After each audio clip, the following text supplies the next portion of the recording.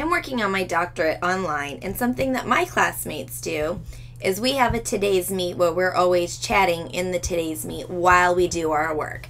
And so it just makes it nice, like as we're working and we have a question, we don't have to post to a community or send an email to get a response.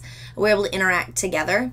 And I promise that I am not going to look at the Today's Meet. I'm not going to open it. I'm not going to check it. I'm not going to check it later. So whatever you say in there will be private to you guys in the group. As you come down, you'll notice that I have the syllabus. These are the books. You can get them on Amazon, or you can get them on regular books if you want to. And then this course to-do list is kind of unique. So I'm going to go ahead and click on that. And don't freak out. That's the most important thing, because what I have done is it gives you a whole list of everything that we're doing, but it's broken down into subtasks.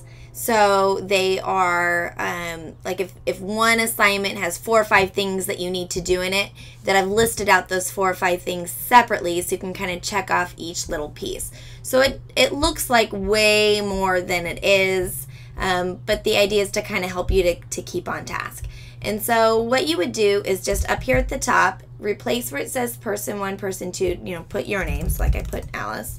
And then you're like, oh, I joined the Google Plus community. You just put an X. And then you introduce yourself on Google Plus.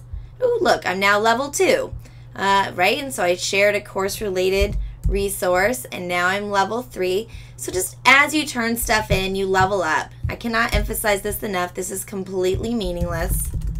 It's just for fun. I find it when I do this with my class that I'm taking, that this helps to motivate me and to keep me on task. So I hope that it's helpful to you, and I look forward to any feedback, but again, completely optional.